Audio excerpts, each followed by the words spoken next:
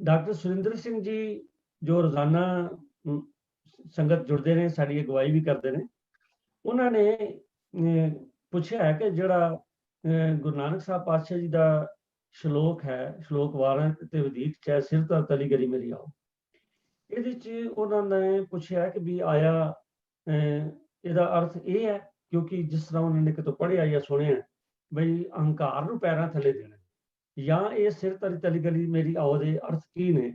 ਮੈਂ ਬੇਨਤੀ ਕਰਨ ਲੱਗਾ ਵੀਰ ਮਨਮੋਹਨ ਸਿੰਘ ਜੀ ਨੂੰ ਵੀ ਕਿਰਪਾ ਕਰਕੇ ਇਹਨੂੰ ਥੋੜਾ ਡਿਟੇਲ ਵਿੱਚ ਸਾਨੂੰ ਦੱਸਣ ਵੀ ਸਿਰ ਤਲੀ ਗਲੀ ਮੇਰੀ ਆਓ ਜੋ ਹੈ, ਇਹ ਜਿਹੜਾ ਇਹ ਸ਼ਲੋਕ ਹੈ ਇਹਦਾ ਭਾਵ ਕੀ ਹੈ, ਔਰ जो डॉक्टर साहब ने सवाल किया ਉਹਦਾ ਵੀ ਨਾ ਉੱਤਰ ਦੇ ਵੀਰ ਮਨਮੋਹਨ ਸਿੰਘ। ਵਾਹਿਗੁਰੂ ਜੀ ਕਾ ਖਾਲਸਾ, ਵਾਹਿਗੁਰੂ ਜੀ ਕੀ ਫਤਿਹ। ਵਾਹਿਗੁਰੂ ਜੀ ਕੀ ਫਤਿਹ। ਸਨਮਾਨਯੋਗ ਸਤਸੰਗੀ ਜਨੋ, ਜੋ ਸਵਾਲ ਵੀਰ ਜੀ ਨੇ ਸ਼ਲੋਕ 12 ਤੇ ਵਧੀਕ ਧੰਨ ਸਾਹਿਬ ਸ੍ਰੀ ਗੁਰੂ ਗ੍ਰੰਥ ਸਾਹਿਬ ਜੀ ਦੇ ਪੰਨਾ 1410 ਦੇ ਉੱਤੇ ਜੋ ਤੋ ਪ੍ਰੇਮ ਖਿਲਨ ਕਾ ਚਾਓ ਸਿਰ ਤਰ ਤਲੀ ਗਲੀ ਮੇਰੀ ਆਓ, ਇਤ ਮਾਰਗ ਪੈਰ ਧਰੀਜੈ ਸਿਰ ਦੀਜੈ ਕਾਨ ਨਾ ਕੀਜੈ। ਧੰਨ ਗੁਰੂ ਨਾਨਕ ਪਾਤਸ਼ਾਹ ਜੀ ਇਸ ਸ਼ਲੋਕ ਦੇ ਅੰਦਰ ਜੋ ਸਾਨੂੰ ਸੁਨੇਹਾ ਦੇਣਾ ਚਾਹੁੰਦੇ ਹਨ, ਜੋ ਸਾਨੂੰ ਸਿਧਾਂਤ ਬਖਸ਼ਿਸ਼ ਕਰ ਰਹੇ ਹਨ, ਜੋ ਗਿਆਨ ਬਖਸ਼ਿਸ਼ ਕਰਦੇ ਹਨ, ਉਹ ਇਹ ਹੈ ਕਿ ਭਾਈ ਜੇ ਤੂੰ ਪ੍ਰਭੂ ਪ੍ਰੇਮ ਖੇਡਣ ਦਾ ਸ਼ੌਕ ਹੈ ਤੈਨੂੰ, ਜੇ ਤੈਨੂੰ ਪ੍ਰਭੂ ਪ੍ਰੇਮ ਖੇਡਣ ਦਾ ਸ਼ੌਕ ਹੈ ਤਾਂ ਤੂੰ ਆਪਣਾ ਸਿਰ ਤਲੀ ਉੱਤੇ ਰੱਖ ਕੇ ਮੇਰੀ ਗਲੀ ਵਿੱਚ ਆ, ਜਿਸ ਤੋਂ ਭਾਵ ਹੈ ਲੋਕ ਲਾਜ ਛੱਡ ਕੇ ਹਉਮੈ ਦੂਰ ਕਰਕੇ ਆ। ਸਿਰ ਤਰਤਲੀ ਗਲੀ ਮੇਰੀ ਆਓ, ਲੋਕ ਲਾਜ ਛੱਡ ਕੇ ਹਉਮੈ ਦਾ ਤਿਆਗ ਕਰਕੇ ਮੇਰੀ ਇਸ ਗਲੀ ਵਿੱਚ ਆ। ਇਤ ਮਾਰਗ ਪੈਰ ਧਰੀਜੈ, ਪ੍ਰਭੂ ਪ੍ਰੀਤ ਦੇ ਇਸ ਰਸਤੇ ਦੇ ਉੱਤੇ ਤਦੋਂ ਹੀ ਤੂੰ ਪ੍ਰਵਾਨ ਹੋਵੇਂਗਾ। ਇਤ ਮਾਰਗ ਪੈਰ ਧਰੀਜੈ, ਜਦੋਂ ਤੂੰ ਇਸ ਦੇ ਉੱਤੇ ਪੈਰ ਧਰਿਆ ਤਾਂ ਹੀ ਧਰਿਆ ਜਾ ਸਕਦਾ ਹੈ। ਸਿਰ ਦੀਜੈ ਕਾਨ ਨਾ ਕੀਜੈ, ਜਦੋਂ ਸਿਰ ਭੇਟਾ ਕੀਤਾ ਜਾਏ ਪਰ ਕੋਈ ਵੀ ਝਿਜਕ ਨਾ ਕੀਤੀ ਜਾਏ, ਜਦੋਂ ਬਿਨਾਂ ਕਿਸੇ ਝਿਜਕ ਲੋਕ ਲਾਜ ਦੇ ਹਉਮੈ ਛੱਡੀ ਜਾਏ। ਜੋ ਇਹ ਸ਼ਲੋਕ ਹੈ ਇਸ ਦੀ ਇਹੀ ਵਿਚਾਰ ਹੈ ਕਿ ਭਾਈ ਜਦੋਂ ਤੂੰ ਪ੍ਰਭੂ ਪਰਮਾਤਮਾ ਦੇ ਰਾਹ ਦੇ ਉੱਤੇ ਤੁਰਨਾ ਹੈ, ਉਹਦੇ ਨਾਲ ਪ੍ਰੇਮ ਦੀ ਖੇਡ ਖੇਡਣੀ ਹੈ, ਤਾਂ ਸਭ ਤੋਂ ਪਹਿਲਾਂ ਤੈਨੂੰ ਆਪਾ ਭਾਵ ਮਾਰਨਾ ਪਵੇਗਾ। ਜਦੋਂ ਤੇਰੇ ਅੰਦਰੋਂ ਆਪਾ ਭਾਵ ਮੁੱਕੇਗਾ ਤਾਂ ਹੀ ਤੂੰ ਗੁਰੂ ਦੇ ਵਿੱਚ ਸਮਾ ਸਕਦਾ ਹੈ, ਤਾਂ ਹੀ ਉਸ ਪ੍ਰਮਾਤਮਾ ਦੇ ਵਿੱਚ ਇਕਮਿਕ ਹੋ ਸਕਦਾ ਹੈ, ਉਹਦੇ ਦਰ ਦੇ ਉੱਤੇ ਪ੍ਰਵਾਨ ਹੋ ਸਕਦਾ। ਆਪਾ ਭਾਵ ਨੂੰ ਜੀਵਤ ਰੱਖ ਕੇ ਕਦੀ ਵੀ ਤੂੰ ਉਸ ਪ੍ਰਮਾਤਮਾ ਦੇ ਦਰ ਦੇ ਉੱਤੇ ਪ੍ਰਵਾਨ ਨਹੀਂ ਹੋ ਸਕਦਾ ਜਦ ਤੱਕ ਤੂੰ ਆਪਣੀ ਹਉਮੈ ਹੰਕਾਰ ਦਾ ਤਿਆਗ ਨਹੀਂ ਕਰਦਾ। ਅਸੀਂ ਗੁਰਬਾਣੀ ਦੇ ਅੰਦਰ ਪੜ੍ਹਦੇ ਹਾਂ, ਸਤਿਗੁਰ ਕੀ ਜਿਸ ਨੂੰ ਮਤ ਆਵੈ ਸੋ ਸਤਿਗੁਰ ਮਾਏ ਸਮਾਨਾ। ਜਿਸ ਨੂੰ ਵੀ ਗੁਰੂ ਦੀ ਮਤ ਆ ਜਾਵੇ ਉਹ ਫਿਰ ਗੁਰੂ ਦੇ ਅੱਗੇ ਹੋ ਕੇ ਤੁਰਦਾ ਨਹੀਂ, ਉਹ ਆਪਣੀ ਪੂਜਾ ਨਹੀਂ ਕਰਾਉਂਦਾ, ਉਹ ਗੁਰੂ ਵਿੱਚ ਸਮਾ ਜਾਂਦਾ ਹੈ। ਤੇ ਗੁਰੂ ਵਿੱਚ ਸਮਾਉਣ ਤੋਂ ਪਹਿਲਾਂ ਆਪਾ ਭਾਵ ਮਾਰਨਾ ਪੈਂਦਾ ਹੈ, ਹਉਮੈ ਦਾ ਤਿਆਗ ਕਰਨਾ ਪੈਂਦਾ ਹੈ। ਤੇ ਅਸੀਂ ਅੱਜ ਜੋ ਪੰਥ ਦੇ ਅੰਦਰ ਜੋ ਵੀ ਦੇਖ ਰਹੇ ਹਾਂ, ਜੋ ਚੁਣੌਤੀਆਂ ਹਨ ਧਾਰਮਿਕ ਤੌਰ ਦੇ ਉੱਤੇ, ਧੰਨ ਗੁਰੂ ਗ੍ਰੰਥ ਸਾਹਿਬ ਜੀ ਦੇ ਸਰੀਰਕ ਤੌਰ ਦੇ ਉੱਤੇ ਭਾਵੇਂ ਕੋਈ ਸ਼ਰੀਕ ਪੈਦਾ ਹੋ ਰਿਹਾ ਜਾਂ ਗੁਰੂ ਗ੍ਰੰਥ ਸਾਹਿਬ ਜੀ ਦੇ ਬਰਾਬਰ ਕਿਸੇ ਹੋਰ ਪੁਸਤਕ ਦਾ ਜੋ ਲੋਕੀ ਪ੍ਰਕਾਸ਼ ਕਰ ਰਹੇ ਨੇ, ਉੱਥੇ ਇੱਕੋ ਇੱਕ ਹਉਮੈ ਹੰਕਾਰ ਹੈ। ਕੋਈ ਆਪਣੀ ਪੂਜਾ ਕਰਾ ਰਿਹਾ ਹੰਕਾਰ 'ਚ, ਤੇ ਕੋਈ ਆਪਣੀ ਕਿਸੇ ਵੀ ਗਲਤੀ ਤੋਂ ਜਾਂ ਆਪਣੇ ਕਿਸੇ ਵੀ ਜੋ ਉਹਦੇ ਮਨ ਦੇ ਅੰਦਰ ਖਿਆਲ ਉਸ ਤੋਂ ਪਿੱਛੇ ਹਟਣ ਨੂੰ ਤਿਆਰ ਨੇ। ਸੋ ਅਸਲ ਵਿੱਚ ਜੋ ਇਸ ਸ਼ਲੋਕ ਦੇ ਅਰਥ ਨੇ ਉਹੀ ਹੋਣੇ ਕਿ ਭਾਈ ਪ੍ਰਭੂ ਪਰਮਾਤਮਾ ਦੇ ਨਾਲ ਜੇ ਕਦੇ ਤੂੰ ਖੇਡ ਖੇਡਣੀ ਹੈ ਪ੍ਰੇਮ ਦੀ, ਤਾਂ ਤੂੰ ਆਪਣਾ ਹੰਕਾਰ ਜੋ ਉਸ ਨੂੰ ਤਿਆਗ। ਅਸਲ ਵਿੱਚ ਗੁਰਬਾਣੀ ਦੇ ਅੰਦਰ ਇਹੋ ਜਿਹੀਆਂ ਹੋਰ ਵੀ ਭਗਤੀਆਂ ਆਉਂਦੀਆਂ ਨੇ ਜਿਹਦੇ ਅੰਦਰ ਸਤਿਗੁਰੂ ਪਾਤਸ਼ਾਹ ਬਖਸ਼ਿਸ਼ ਕਰਦੇ ਨੇ, ਤਿਸ ਸਾਹਿਬ ਕੀ ਬਾਤ ਜੇ ਆਖੈ ਕਹੋ ਨਾਨਕ ਕਿਆ ਦੀਜੈ, ਸੀਸ ਵੱਡੇ ਕਰ ਬੈਸਣ ਦੀਜੈ ਬਿਨ ਸਿਰ ਸੇਵ ਕਰੀਜੈ। ਸਤਿਗੁਰੂ ਬਖਸ਼ਿਸ਼ ਕਰਦੇ ਨੇ ਕਿ ਭਾਈ ਜੇ ਕਦੇ ਤੈਨੂੰ ਪਰਮਾਤਮਾ ਦੇ ਜੇ ਕਦੇ ਪਰਮਾਤਮਾ ਦੀ ਕੋਈ ਗੱਲ ਤੈਨੂੰ ਸੁਣਾਵੇ, ਸਤਿਗੁਰੂ ਪਾਤਸ਼ਾਹ ਕਹਿੰਦੇ ਭਾਈ ਤਿਸ ਸਾਹਿਬ ਕੀ ਬਾਤ ਜੇ ਆਖੈ ਕਹੋ ਨਾਨਕ ਕਿਆ ਦੀਜੈ, ਮੈਂ ਉਸ ਨੂੰ ਕੀ ਅਰਪਣ ਕਰਾਂ। ਜੇ ਕਦੇ ਕੋਈ ਮੈਨੂੰ ਉਸ ਪਰਮਾਤਮਾ ਦੀ ਗੱਲ ਪ੍ਰੀਤਮ ਦੀ ਗੱਲ ਸੁਣਾਵੇ, ਸੀਸ ਵੱਡੇ ਕਰ ਬੈਸਣ ਦੀਜੈ ਬਿਨ ਸਿਰ ਸੇਵ ਕਰੀਜੈ। ਇੱਥੇ ਭਾਵ ਇਹ ਹੈ ਕਿ ਮੈਂ ਆਪਾ ਭਾਵ ਮਾਰ ਕੇ ਆਪਣੇ ਸੀਸ ਦਾ ਉਸ ਨੂੰ ਬੈਠਣ ਲਈ ਆਸਣ ਦੇਵਾਂ, ਭਾਵ ਆਪਾ ਭਾਵ ਮਾਰ ਕੇ ਹੰਕਾਰ ਆਪਣਾ ਮਾਰ ਕੇ ਤੇ ਫਿਰ ਮੈਂ ਉਸ ਦੀ ਸੇਵਾ ਵਿੱਚ ਲੱਗ ਜਾਵਾਂ। ਹੁਣ ਇੱਥੇ ਕੋਈ ਆਪਣਾ ਸੀਸ ਹੀ ਕੱਟ ਕੇ ਜੇ ਕਦੇ ਦੇ ਦੇਵੇ ਤੇ ਫਿਰ ਉਹਦੀ ਸੇਵਾ ਕਿਸ ਤਰ੍ਹਾਂ ਕਰੇਗਾ।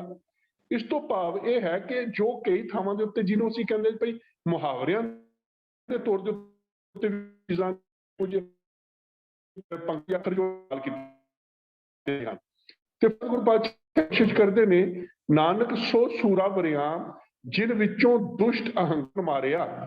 ਸਤਿਗੁਰੂ ਨੇ ਉਹ ਸੂਰਮਾ ਤੇ ਵਰਿਆਮ ਹੈ, ਉਹ ਯੋਧਾ ਹੈ ਜਿਸ ਨੇ ਆਪਣੇ ਅੰਦਰੋਂ ਦੁਸ਼ਟ ਅਹੰਕਾਰ ਜੋ ਹੈ ਉਸ ਨੂੰ ਮਾਰਿਆ ਹੈ।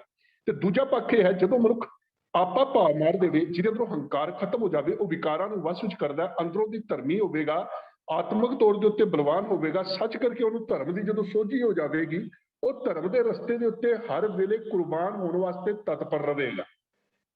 ਦੂਜਾ ਪੱਖ ਇਹ ਵੀ ਹੈ ਕਿ ਉਹਨੇ ਹਰ ਹਾਲਤ ਵਿੱਚ ਤਿਆਰ ਹੋਣਾ ਹੀ ਹੈ ਧਰਮ ਵਾਸਤੇ।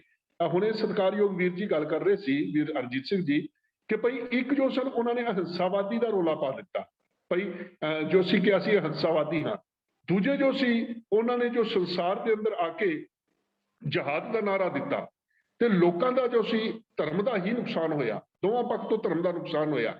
ਸੱਚ ਕਰਕੇ ਅਹਿੰਸਾਵਾਦੀ ਜੋ ਸਨ ਉਹ ਵੀ ਅਹਿੰਸਾਵਾਦੀ ਨਹੀਂ, ਉਹਨਾਂ ਨੇ ਵੀ ਅੰਦਰ ਪਰਦੇ ਦੁਨੀਆ ਦੇ ਕਤਲੋਗਾਰਤ ਕੀਤੀ ਹੈ, ਪਰ ਜਿਨ੍ਹਾਂ ਦੇ ਕੋਲ ਧਰਮ ਨਹੀਂ ਸੀ ਉਹਨਾਂ ਨੇ ਮਨੁੱਖਤਾ ਦਾ ਘਾਣ ਕੀਤਾ ਹੈ, ਉਹਨਾਂ ਨੇ ਜ਼ੁਲਮ ਕੀਤਾ ਹੈ।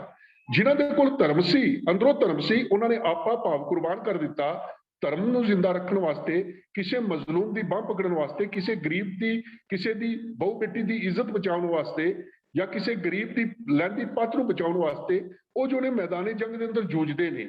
ਤੇ ਸਤਿਗੁਰੂ ਪਾਤਸ਼ਾਹ ਬਖਸ਼ਿਸ਼ ਕਰਦੇ ਨੇ, ਅਸੀਂ ਬਾਣੀ ਦੇ ਅੰਦਰ ਪੜ੍ਹਦੇ ਹਾਂ, ਰਨ ਦੇਖ ਸੂਰੇ ਚਿਤ ਉਲਾਸ। ਜਿਹੜਾ ਸੱਚ ਕਰਕੇ ਧਰਮੀ ਸੂਰਮਾ ਬਣ ਜਾਵੇਗਾ, ਉਹ ਰਣ ਤੱਤੇ ਦੇ ਵਿੱਚ ਕਿਸੇ ਵੀ ਮਜਲੂਮ ਦੀ ਬਾਂਹ ਪਕੜਨ ਵਾਸਤੇ, ਧਰਮ ਵਾਸਤੇ, ਕਿਸੇ ਗਰੀਬ ਦੀ ਮਦਦ ਦੇ ਵਾਸਤੇ, ਆਪਾ ਵਾਰਨ ਵਾਸਤੇ ਉਹਨੂੰ ਚਾਅ ਚੜ ਜਾਂਦਾ ਹੈ।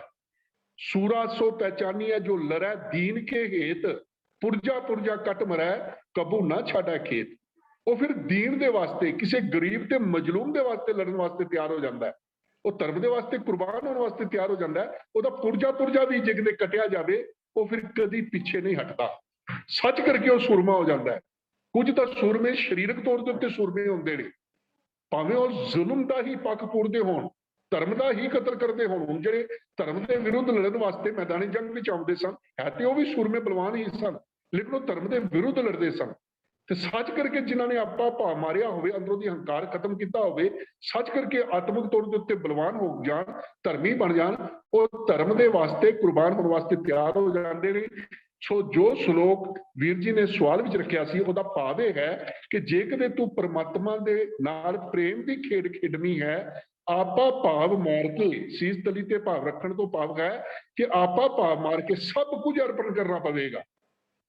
ਉੱਥੋਂ ਫਿਰ ਰੱਤਾ ਭਰ ਵੀ ਪਿੱਛੇ ਨਹੀਂ ਹਟਣਾ, ਸਭ ਕੁਝ ਕੁਰਬਾਨ ਕਰਨਾ। ਆਪਾ ਭਾਵ ਮਾਰ ਕੇ ਤੇ ਸਭ ਕੁਝ ਕੁਰਬਾਨ ਤਦੋਂ ਹੀ ਹੁੰਦਾ ਹੈ ਜਦੋਂ ਅੰਦਰੋਂ ਦੀ ਆਦਮੀ ਦੇ ਆਪਣਾ ਹੰਕਾਰ ਜੋ ਹੈ ਉਹ ਖਤਮ ਹੋ ਜਾਂਦਾ ਹੈ, ਆਪਾ ਭਾਵ ਮਰ ਜਾਂਦਾ ਹੈ, ਆਪਣੀ ਹੋਂਦ ਨੂੰ ਮਿਟਾ ਲੈਂਦਾ ਹੈ, ਉਹੀ ਉਹ ਆਪਣੇ ਆਪ ਨੂੰ ਕੁਰਬਾਨ ਕਰ ਸਕਦਾ ਹੈ। ਤੇ ਸਤਿਗੁਰੂ ਕਹਿੰਦੇ ਨੇ ਕਿ ਭਾਈ ਜੇ ਕਦੇ ਤੂੰ ਆਪਾ ਭਾਵ ਮਾਰੇਗਾ, ਜੋ ਤੋ ਪ੍ਰੇਮ ਖਿਲਨ ਕਾ ਚਾਉ ਸਿਰ ਧਰ ਤਲੀ ਗਲੀ ਮੇਰੀ ਆਓ। ਆਪਾ ਭਾਵ ਮਾਰ ਕੇ ਹੀ ਇਸ ਰਾਹ ਦੇ ਉੱਤੇ ਤੁਰਿਆ ਜਾ ਸਕਦਾ ਹੈ। ਤੇ ਇਸ ਰਾਹ ਦੇ ਉੱਤੇ ਤੁਰਿਆ ਸਤਿਗੁਰੂ ਪਾਤਸ਼ਾਹ ਬਖਸ਼ਿਸ਼ ਕਰਦੇ ਨੇ ਕਿ ਭਾਈ ਇਸ ਮਾਰਗ ਦੇ ਪ੍ਰਭੂ ਪਰਮਾਤਮਾ ਦੇ ਇਸ ਰਸਤੇ ਦੇ ਉੱਤੇ ਜਦੋਂ ਪੈਰ ਤਾਂ ਹੀ ਰੱਖਿਆ ਜਾ ਸਕਦਾ ਹੈ ਜਦੋਂ ਤੂੰ ਸਿਰ ਭੇਟਾ ਕੀਤਾ ਜਾਏ।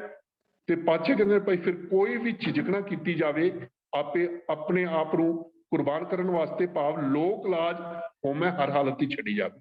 ਲੋਕ ਲਾਜ ਨੂੰ ਛੱਡਣਾ ਹੀ ਸਭ ਤੋਂ ਵੱਡੀ ਗੱਲ ਹੈ, ਸਭ ਤੋਂ ਵੱਡੀ ਕੁਰਬਾਨੀ ਲੋਕ ਲਾਜ ਤੇ ਹੋਮੈ ਨੂੰ ਛੱਡਣਾ ਹੈ। ਸੋ ਬੋਲਦੇ ਜ਼ਰੂਰ ਬਾਤ ਕਰ ਨਿਕਲ ਗਏ ਹੋਣਗੇ, ਆਸ ਹੈ ਖਿਮਾ ਕਰੋਗੇ। ਵਾਹਿਗੁਰੂ ਜੀ ਕਾ ਖਾਲਸਾ, ਵਾਹਿਗੁਰੂ ਜੀ ਕੀ ਫਤਿਹ।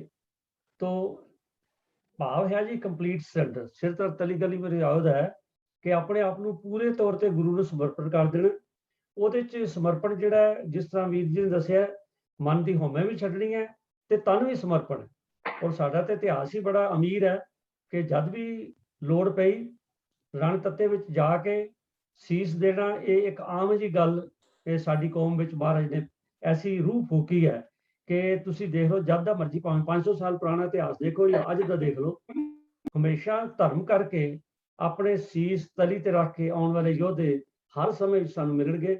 ਸਾਡਾ ਬਹੁਤ ਅਮੀਰ ਇਤਿਹਾਸ ਹੈ। ਤੋ ਸਾਧ ਸੰਗਤ ਜੀ, ਸੋ ਕੰਪਲੀਟ ਸਰੈਂਡਰ ਜਿਵੇਂ ਵੀਰ ਜੀ ਨੇ ਦੱਸਿਆ, ਸੋ ਚਾਹੇ ਉਹ ਮਨ ਕਰਕੇ ਹੈ ਚਾਹੇ ਤਨ ਕਰਕੇ, ਸਭ ਕੁਝ ਗੁਰੂ ਦੇ ਹਵਾਲੇ। ਤਨ ਮਨ ਧਨ ਸਭ ਸੌਂਪ ਗੁਰ ਕੋ, ਹੁਕਮ ਮੰਨਿਆ ਪਾਈਏ, ਸਾਨੂੰ ਹੁਕਮ ਹੀ ਹੈ।